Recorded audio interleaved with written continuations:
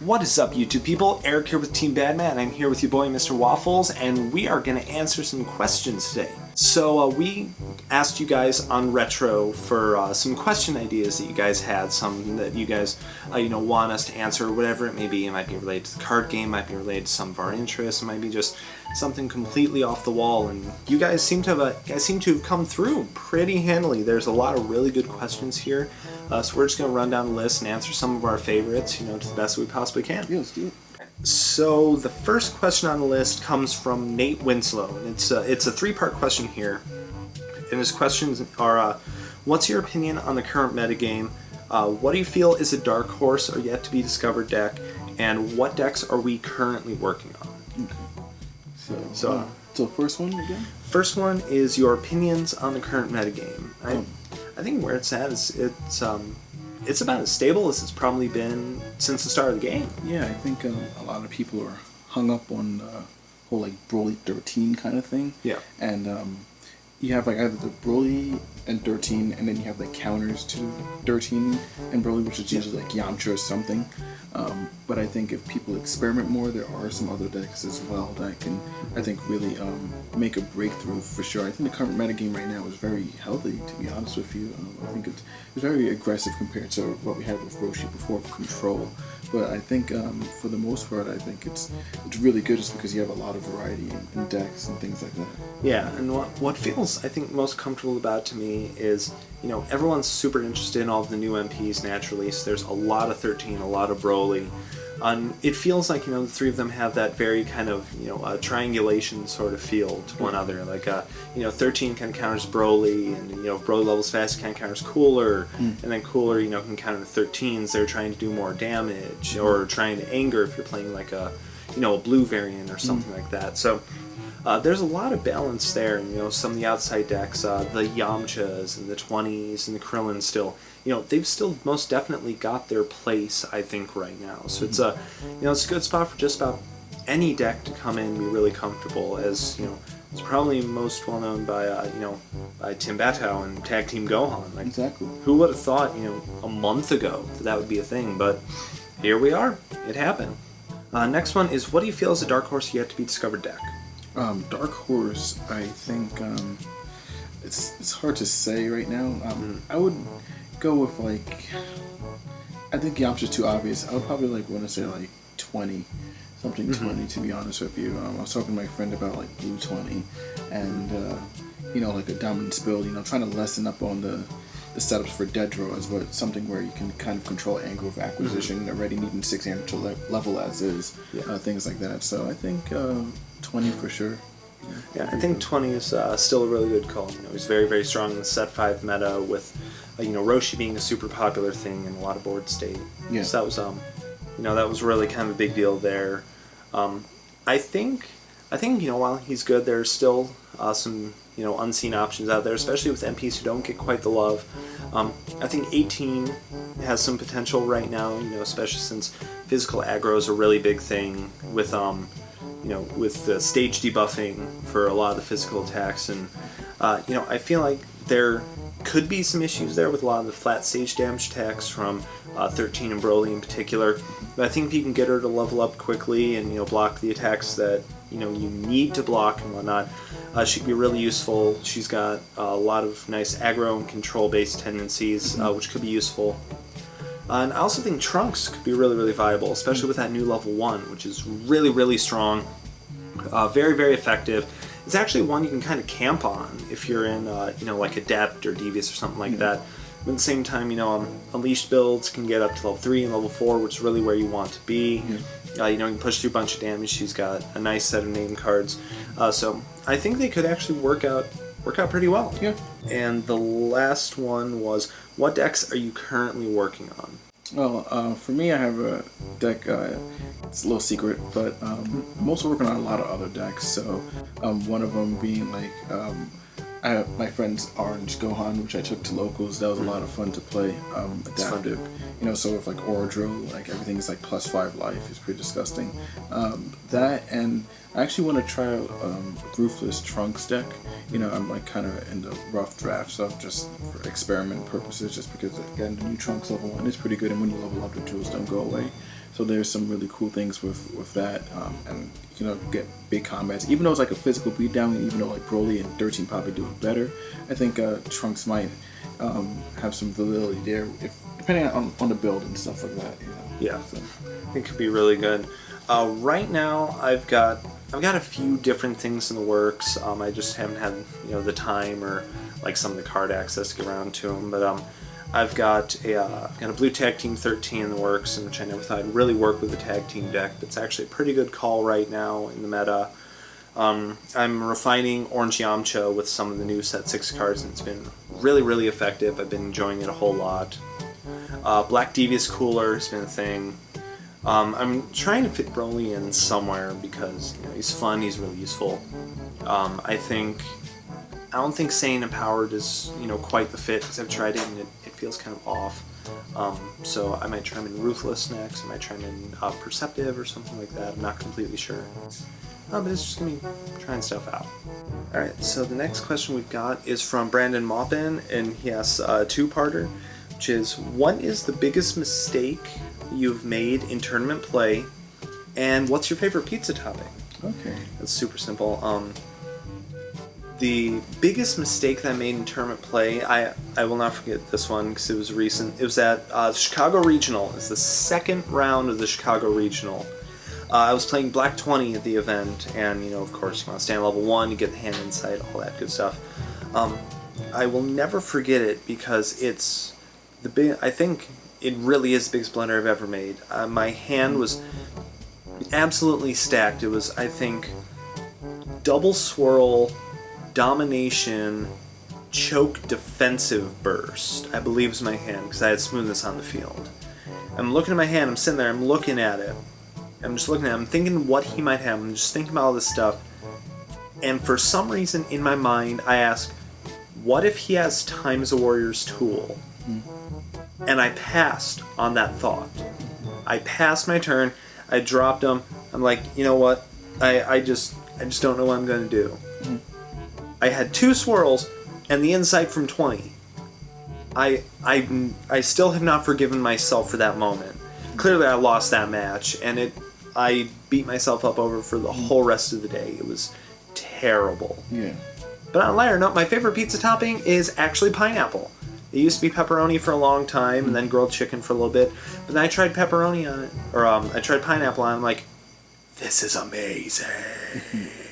Yeah. For me, my biggest misplay, or like, I guess biggest like error I probably made in the tournament was I can't really remember because like I don't know. I think I made like so many. There was not one that really kind of like stuck out with me. Yeah. To be honest with you, but I guess one would be like, again, for me, might not seem to you guys as a big misplay, but one where I'm like playing Cooler, and for some reason I have Cooler and Zarbon, and I have 3 Anger, and my opponent does a physical attack, and I took the stages off Cooler and some did life cards, and I end up using Endurance. So instead of me just taking the life cards, which wasn't going to be in critical range anyway, I could have got the 2 Anger to level up, so one from the Zarbon for taking damage and one for the Cooler, and then that could have pushed me ahead in the game, so that way I wouldn't have like another turn being stuck on Cooler and Rejuvenate and just like kind of get more out of it instead of thinking, oh, I don't want to take damage, I don't want to take damage. So that kind of bugged me a bit, just because again the game is like not always about like, sure you might take more damage, but in hindsight, like the end result, just little things. Yeah, just little things like that, and I can change a whole entire game for sure. And in my favorite pizza topping, I would say it's like baking. I love pineapple as well. That's like the second favorite because it's just the contrast between the sweet and the it's just like so. But yeah, I did it again. But the bacon, I just like bacon on anything, like bacon bits. You just put bacon on bacon. You can't help but like bacon. This is good. It's it's better than D-Disc. It's just bacon. It's too good. I think the best pizza I've ever had was it, I think, pineapple, ham, and bacon was on it. And it was just like, this is unreal. This is so good. Yeah, that's really a good combination. Yeah, so like pineapple's definitely like a second. It's up there. It's just, I love bacon, and who doesn't? Right? Pineapple for the win. Yeah. If I had pet pigs, I'll feed them bacon. Whatever. You fed me my brother! Next question is from Ryan Zachary Lambden from the UFC Wildcat. Be sure to hit him up. And his actual questions are, what are our favorite types of anime? We're entering mainly genre. And he wants to know what events we're going to be playing for the rest of the season. So, of course, being a big anime fan, I'll answer that. You know, I do like a lot of the kind of action, suspenseful ones, even ones with a little bit of comedy in them. Like, of course, One Punch Man is great right now. JoJo's Bizarre Adventure is really good. But probably my favorite is I'm a huge mecha fan, absolutely huge mecha. Gundam Wing, Mobsu Gundam Wing was one of my absolute favorites for a long time. Big O was a huge one for me. Gurren Lagann, I'm an absolutely huge fan of. But there's also a lot of newer stuff that I'm a fan of. I mentioned One Punch Man already. Yeah. Parasite the Maxim, I'm a really big fan of as well. My Hero Academia, I've started watching. My Hero Academia is good. So there's just a lot that I'm a fan of, but it all kind of comes back to giant fighting robots. Yeah. For me, like, I think same thing. I just like all different types of anime genres. So as long as it's good, like anything from a Dead Man Wonderland to like your more graphic kind of, darker animes to like anything from like Code Geass, the mecha, Eureka 7, just basically like even like stuff like Samurai Champloo, the oldies like Cowboy Bebop, all that different kind of feels. Even your main action ones too, with like big sword fight scenes and everything like that. I just love all the genres as long as like then the anime can tell a story and convey it properly. I'll watch it. It's like you can't be an anime fan without being a Bebop fan. It's just impossible. Yeah, I mean, like I even like Hamtaro. It's awesome. It's just like, Hamtaro was my jam, dude. The little hams. Sailor Moon. Like, for me, it doesn't matter like whether it's animals, mainly girls, mainly boys. Whatever. Like I said, as long as it's good writing and stuff, I'm all for it. Exactly. So it doesn't matter. Also, Tokyo Ghoul. Watch it. Yes, that's good. Yes, very good. It's another one. And then he also asks what events we're going to be doing. And what events are you all both planning to try to get to for the rest of the season? Of course, Gen Con's next week, so naturally it's in my backyard. I'll be at Gen Con. I will be at the Kentucky Regional as well. They've asked Team Badman to do the live stream for that, so we will be hosting that, and you'll hear more details about it in the future. I had a couple of others in mind. I think Kansas is doing one. I think they're doing a regional, so I'm going to try to hit that. Georgia's doing a regional, and I want to try and hit that. And I think Michigan is doing one as well, and if they do one, I'll definitely be there because it's not too far from me. Yeah. What about you? For me, Gen Con, and I'm looking also to. I don't think Florida had their regional, right? So like Florida, I mean, a couple other regional. I know there's ARG in Rhode Island. I think like the following week, so I'll probably hit that because I'll just take the ferry over. So for me, there's a lot that I want to go to, but also just trying to save money and things like that for my wedding and everything. So I'll just try and pick and choose, but definitely Gen Con and possibly Rhode Island, maybe Florida to visit some friends as well. Exactly. Big boy got responsibility over here. Yeah. Leaving all the rest of us unmarried folk in the dust. Yeah, I know. Moving on. Next question. Nate Peters asks, what's your favorite South African cave-dwelling insect? And yes, this is the best question. And in fact, I do have an answer. It's called the whip spider, and it looks something like this. Something like that. So now you know. Yeah, I did just answer your question. Get out of here, Nate. Get out of here. Next question comes from Robbie Hutchinson, who's a guy in our local, and he asks, what do you think is the most underutilized card in the game, respectively? And I'm going to imagine by respectively he means like heroes and villains, maybe he means kind of style-based. I'm going to go with heroes and villains, I guess. Hero-wise, I'm going to say Heroic Dashing Punch, because like the instant I saw that card, and this came out, I'm like, this card is unreal good. This card is insane. It's like, damage is banished, opponent skips, raise your anger, you can shut off their anger gain. Yeah. Okay, count me in. I mean, it's super easy to get a hold of, being a... Even if it's an ultra rare from Perfection, I've seen so many of them around.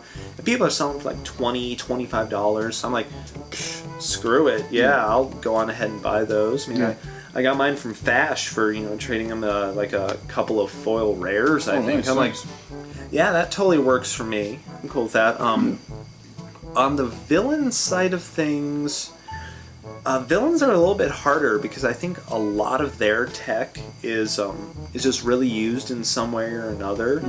I think right now, and wow, this one's actually really, really hard. Yeah, I mean, villain-wise, most decks are playing Sagacious, especially like I was saying enraged decks are going to run a whole lot of Sagacious Strike. Anything that fears Wallbreaker.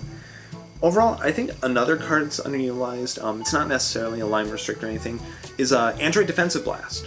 I think that's super phenomenal right now, because if you hit, you shop, the immediate effects fall in their non-style attack cards, and those have just been getting, better and better over time. Yeah, you still got Crushing Beam's a big deal, you've got Optic Blast, you've got named cards being a thing. There's just so much that you can shut off really effectively. Plus, it's Anger. It's 2 for 5, which is really solid for an energy attack. And Endurance. Got Endurance on it. So I think that's a really, really underutilized card right now, and I'd love to see it get more play, especially with 13 being such a big deal. Yeah. I would like to say Vicious Strike. I know I was talking to Matthew Lowe about it when I was running my Gohan, just because I can knock myself down at the end of the combat to get another ally and kind of go back up and do some cute stuff. Yeah. But the card didn't really see much play really when Cell was rampant, where it can get to level 4 quicker than pretty much any MP out there, and it can rejuve Aerial Knee and Hyper Defense like no other, and no one was really playing. And now people are saying about Cooler, but I think Cell rejuved a lot more than Cooler did. For the most part, at the time. Now I don't know because of the whole nerf, but if Vicious Strike didn't really see much play back then, I don't really think it would see much play now or ever. But that's another one to look on people's radar if they want to have another way to de-level their opponent and stuff like that. So who knows? I don't get why. I think Devlo should get an honorable mention there, because Devlo's super, super good right now.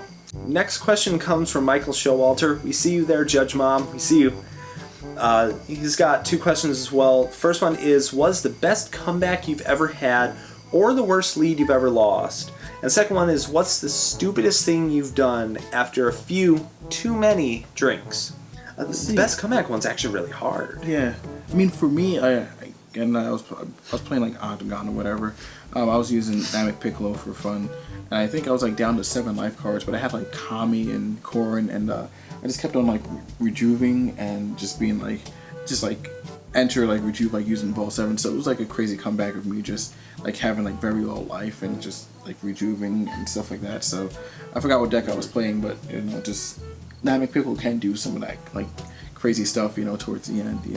And then as for stupidest thing I ever did after a few too many drinks, I casually drink so I don't get too swasty or turned up, so can't really comment on that one. But what about you? Best comeback I've ever had or worst lead you've ever lost? That one's actually, man, that's just really, really difficult. There was there was a game I had at our movie collection release event. I remember this. I was playing Black Krillin for it because, of course, it was still a really good call at the time. Not that it isn't now, but I was playing in the final round, and it was me and Alex, and we were the absolute top. So of course, winner got all.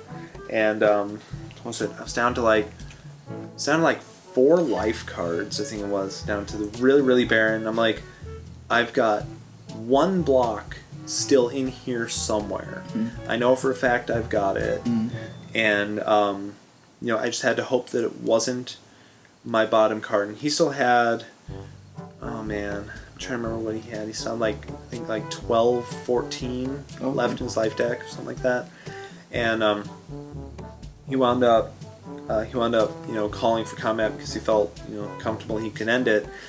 I wound up drawing into my 1 energy block that was left, and I drew into my last defensive burst. Nice. And everything wound up connecting. So I hit with I hit with my power. I hit with the D burst.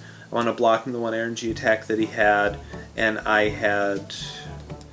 There was something else just super good that I had to end the game with. It was like a flawless crushing beam or something like that. It was something that was just super, super good, and it was man, this is just You couldn't have ended that on a better note. Yeah. It was, I mean, it doesn't seem like it was a big deal, but knowing there was all writing on just finding one card. Yeah. And I mean, at the time, there was an I'll Dig Your Grave at stake with some of the packs. So I'm like, I will take that as a win. Yeah, nice. The stupidest thing I ever did after a few too many drinks is it was in college. There was a chick that I was into, but we never dated, or there was never anything like that. We were just mainly kind of chilling and whatnot. We were just all out. It was homecoming, actually. I remember it because I've still got a picture up on Facebook about it. Mm-hmm. And we all got really drunk and whatnot. And I don't remember this because I was really, really drunk. Mm-hmm. But apparently while I was drunk, I made out with her like 3 times, bummed a bunch of cigarettes, and then fell asleep on top of someone's car. Like legit, I was not even in their car, not around the car, on top of their car. Wow. It was absolutely unreal. Then again, this is the same night that my roommate at the time wound up falling into a bush and physically could not get himself out. That's crazy. So it could have been way worse. Yeah, that's funny.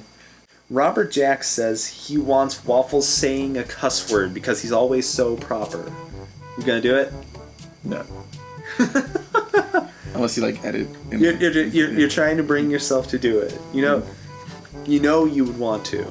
You want to. No. Because I know you've done it before. I've heard you say it in your videos before. What? Cuss word? Yeah, I've heard you cuss before. Really? Yeah. Which one? You did it in your Black 13 video. Oh. One for Top Cut. Oh, really? You said damn. Oh. You did not realize you did it, but you did it. Oh. And I noticed, I'm like... Chad Scott asks, if you were a mongoose, would you rather eat a king cobra or a black mamba? I think the real question is, if you were a zangoose, would you rather eat an arbok or a saviper? Ooh, probably it's a viper. Saviper all day. Yeah. Just because poison immunity, man. Poison immunity. But if I was a mongoose, I would eat a king cobra because a black mamba would be like, I'm eating myself. Black mamba lives matter. Okay, remember that. Black mamba lives matter. Next, Jordan Bartholomew asks, what's your favorite ally in the game? It's actually a really good question. Yeah. I like that. On each end, I've actually got one. Favorite villain ally is Frieza. Because I just like the consistently banished damage. I think it's really, really good.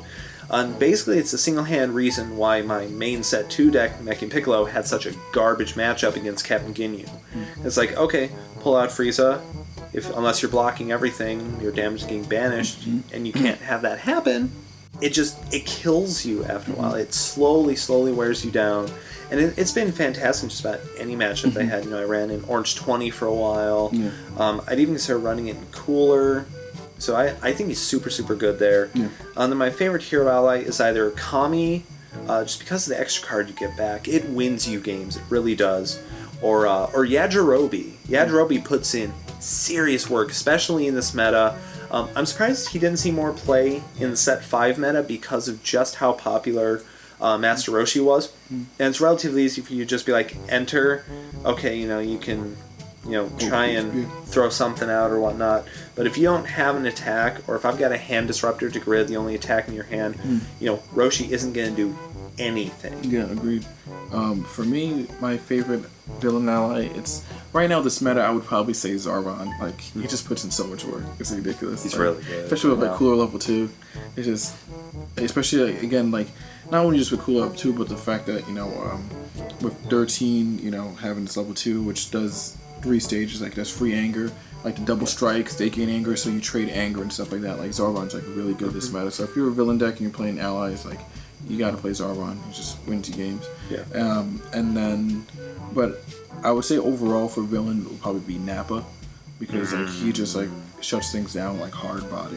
He just a lot certain decks even though they can crit, if they can't get rid of him in the appropriate time, they can really just swing games because you don't have to worry about VTPs until later.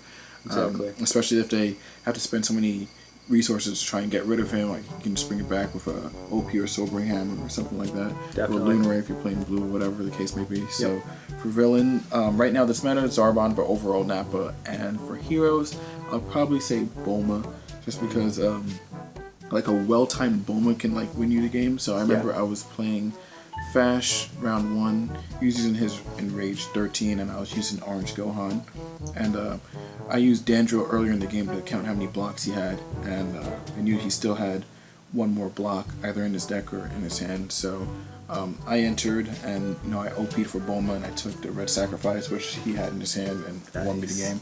So like Bulma, like a well-timed one, can really end game, especially if like they BTP for something like time. You can like Bulma get your own time, they can't use it, or the case may be. So like Bulma for sure, for heroes. Yeah. Nice choice. So John Stone asks, what's your favorite boob size in anime? And don't lie on this one. Is there actually even a question here?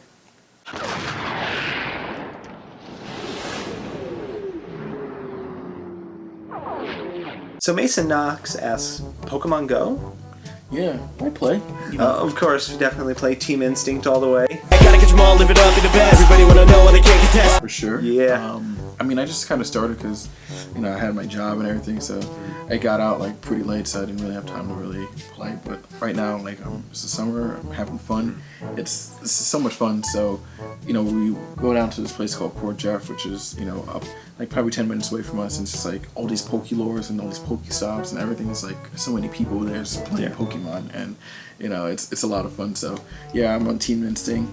Pretty much like the middle child, because no one cares about Instinct at all. But yeah, Pokemon Go for sure. Definitely. It works out really nicely being in Indianapolis, because there's stuff everywhere. There, Pokestops all up and down all the streets. There's a section of it called the Canal, which basically runs water up to IUPUI, and there are people along there all the time playing Pokemon Go. There's tons of fantastic stuff you find there. There's a park up on the northeast side that is like just loaded with Charmanders everywhere. Nice. The Canal's got Squirtle you can find there. You can find Dratini. I found a bunch of amazing stuff there. So of course it's natural, but my apartment complex where I live is like nothing but Pidgeys and Spearows. So yeah, same here. So you just gotta suck it up for a bit, and then I walk downtown. It's like, oh, this is great. Yeah, you gotta explore to find the good stuff, but when you do, it's like worth. Exactly. Jack Edward Haythorne asks, what's your favorite MP and Mastery combination to play in general, and why? I need some time to think about that one. I can actually answer mine right now. My favorite MP Mastery combination, it has been since I first played it, is actually Black Devious 18. Because I think, even if you just ignore, even if it's just on the merits of the MP and the Mastery, she's got an almost guaranteed hand advantage most times with her level 1 power, or even a level 3 or level 4, because it's going to make your opponent very inclined to block it so that you don't get the added effect, especially in the later game. You don't want to let that level 3 hit to get an extra card in your hand, and you don't want to hit to 4 to get locked out of your physicals and your energies as well. So it's it's really big there. It gives her some additional hand disruption, some really nice effects there. The +1/+1 helps her effects a lot.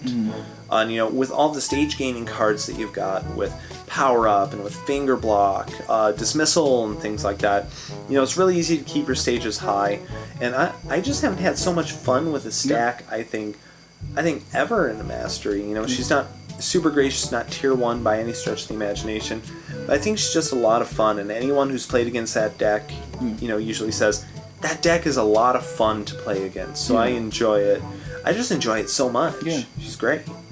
For me, I would actually say it was a deck concept I had a while back, and it worked well for some reason in locals, and then I took it to a tournament, just like did poorly, but Orange Trunks.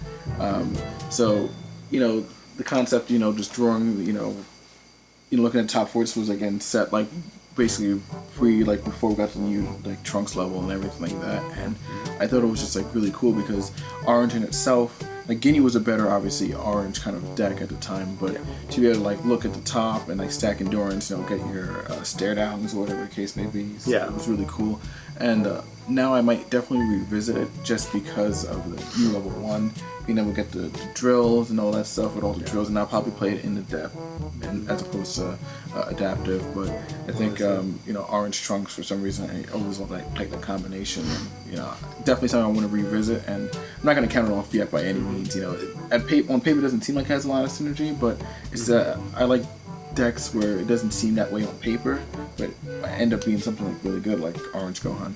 Yeah, like to bounce off Trunks, another one as well that actually could be a really fun Dark Horse deck as well is Saiyan Trunks. I ran Saiyan Power Trunks when the new stack came out, and it's I think it's still our most popular deck list currently on the channel, and it's just, I just love that deck so much. I may actually switch back to it over Broly because it's so much fun. You know, you anger quickly, and once you get to that, you know, level 3, level 4 kind of spot, you know, you can recycle sword strikes, and you know, throwing a sword strike on level 4 is insane. I've hit for, oh my god, what have I hit for? I've hit for like 17 stages, I think, for 17, 18 stages, and when they can't endure it or can't stop the attack, you're just like, this is disgusting. This is the most disgusting thing I think I've ever seen.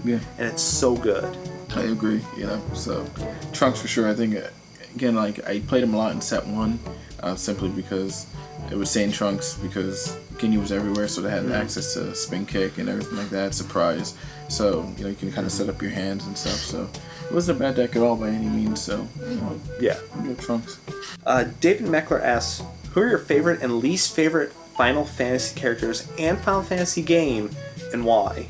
So that's a tough call. I haven't played all the Final Fantasy games, I will admit.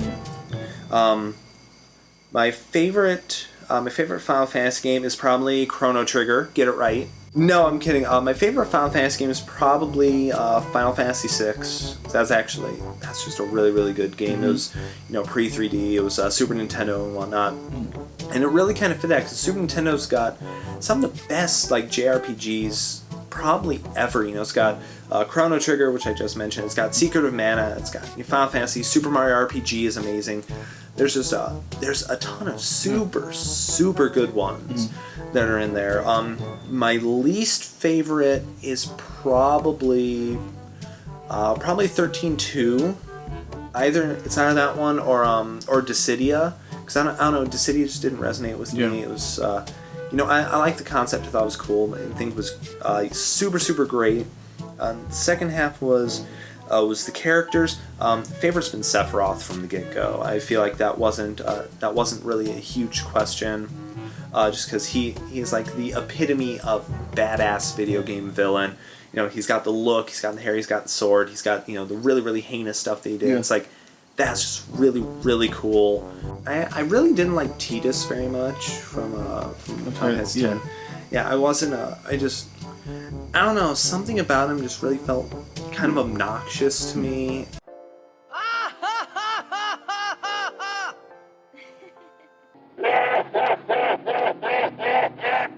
He just didn't really stick with me well, especially for how much he appeared in the game. Just like, this is it? Oh, okay, I guess. Thanks. For me, I guess my favorite Final Fantasy, again, I haven't played them all myself, but one of the ones I really love, I guess a lot of people don't really like Final Fantasy 9. For some reason, I really love that one. I didn't have any issues with that. I love Final Fantasy 9 for sure. And my least favorite, again, not playing over, but I didn't really like 13-2 as well, or 13 or whatever. Yeah, it was like, it's kind of weird. It's like, whatever. Favorite character, I would say, is either between Final Fantasy X, the guy who always has like arm in a kind of like his sleeve or whatever. He has the glasses. I forgot his name. It starts with an A. Oh man, why is it escaping me right now? I forgot. What's his name? He looks like this. It's that guy. He's right down there. Yeah, that's him. That's him. And him and Vincent Valentine, because Vincent Valentine's your your OG emo. And then for my least favorite character, I don't really have any that in particular I didn't really like. Probably Rika was okay, you know. Probably the main girl from Final Fantasy X.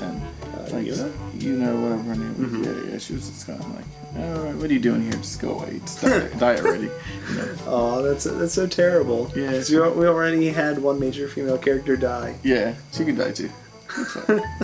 Aww.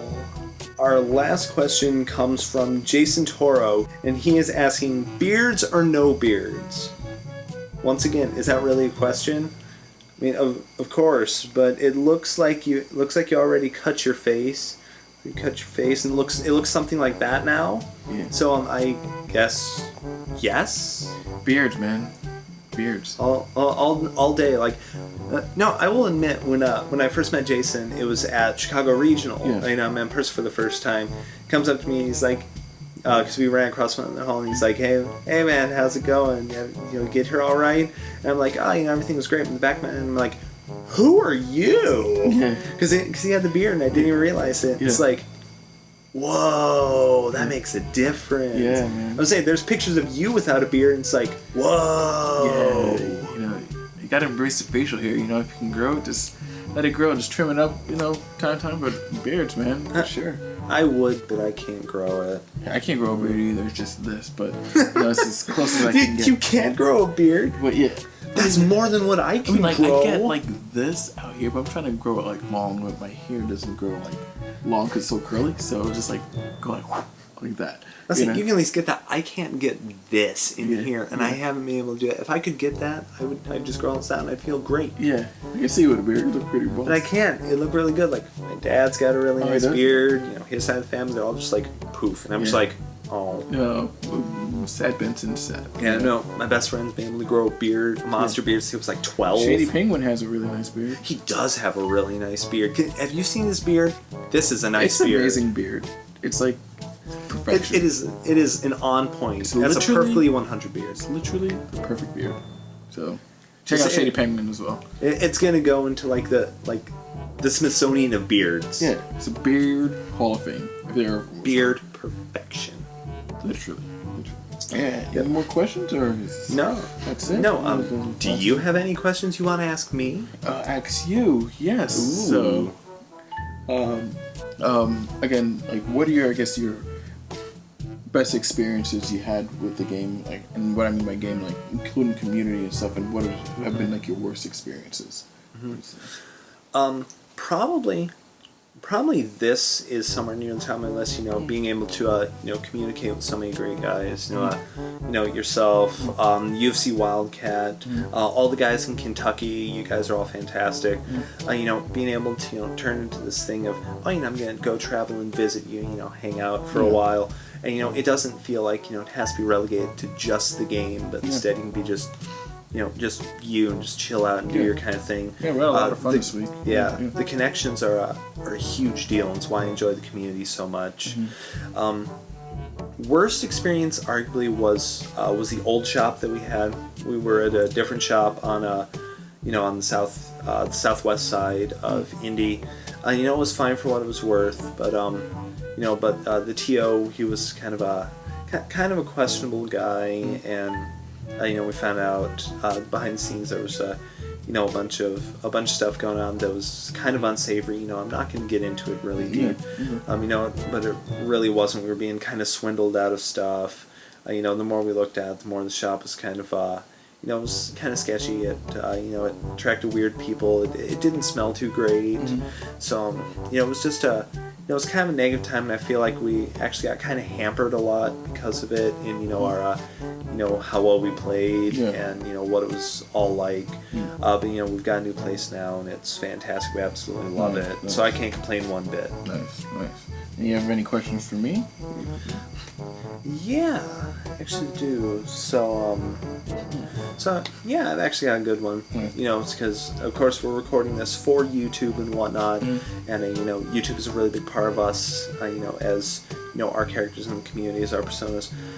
Do you think that being on YouTube, being a community player with YouTube and whatnot, has changed, not only how people approach you when it comes to playing the game, but how you approach other people? Yeah, it's a good question. I try to, approach, and I see some people on retro and everything like that, and when I see them, I'm like, oh hey, what's up? I'm so and so, and I just try to be as like normal about it as possible. Like no, I know for me, I don't want to be treated, or I don't want. Hopefully, you don't give off the impression that I'm better than anyone because I have a channel or something like that. Because I'm just a regular dude. And I'll always learn from like people from the community. Whether we agree or disagree about certain things. There's always something to just kind of take in and just always reflect on. So, I just, at least me personally, I just like the fact that. So far, like, no one has. I mean, you have some people who come up like, "Oh, Mr. Waffles," and stuff, and sign it because they know who you are, which is awesome, and that's another reason why you kind of do this, to make sure that your name gets out there. Exactly. But it's really cool when like fans and stuff like come up to me and ask me to sign stuff. That's always awesome. But like when seeing other people like like Ryan and Matt and AZ and everyone like the Dennis's and stuff like that. A lot of times it's like, hey, what's up? It's like, oh, another event, how you doing, and stuff like that. So it's like really cool that we're all chilling and stuff. So it's pretty cool. Absolutely, it does feel a little different, when you're a YouTuber. But at the same time, it doesn't make it. At least from my experience, you don't look at other people very differently. You're not like, oh, I've got a YouTube channel, I'm better than you. I have a YouTube channel.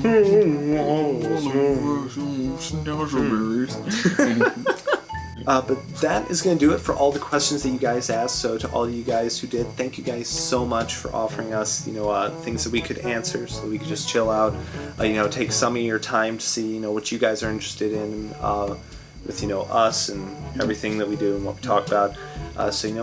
I think it's been pretty good. Everyone had some fantastic questions, and I can't for sure. Thanks again for like supporting us and really watching our content. It really means a lot to us, just because we're not perfect, and each probably channel does things differently, but just the fact that we can all just get support and how improve the DBZ kind of I guess I would say franchise, but the card game, kind of get it out there and stuff like that. There's stuff for Xenoverse, there's stuff for like all the games, but nothing really for like the card game. So we're doing our best, and thank you for the support.